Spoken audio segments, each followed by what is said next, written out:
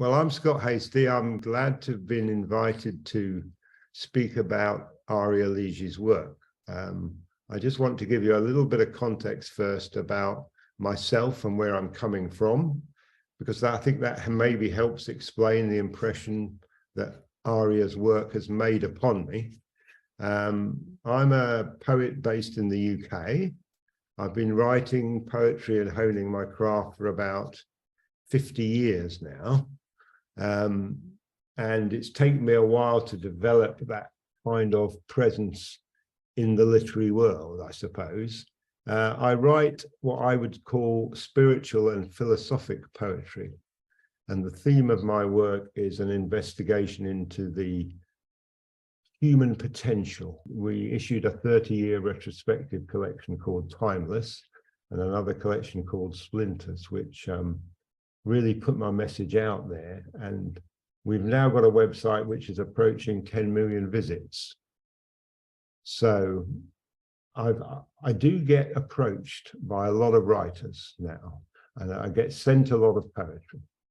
And I can honestly say, and this is really why I'm here today, that there is nothing that I've come across in the last 10 years that has made such an impression upon me as Aria Ligi's poetry. The thing about Aria's work is that it has a scale of ambition. You know, what she's trying to do and the quality of her work, you know, you think how deep she digs, and with such craft, such measured precision metrically. It really is quite exceptional. She uses sometimes quite archaic language, but it has such a punch, such a modern punch, and it has such a poignancy, and it helps her work get right under the skin of the creative person she's talking about. It takes you into their very being, into their very time and sense of place.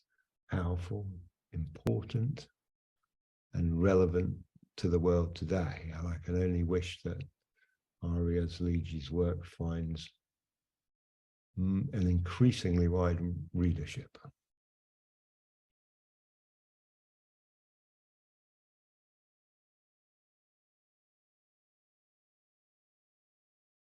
What will become of us? The ink has dried, the lines have faded, hope for that sage utopian plain faltered, then drained, whilst in the quietude verse is mumbled as prayer, unrestrained in the cool, crisp air, yet the ache remains. I mean, you know, you can't do much better than that.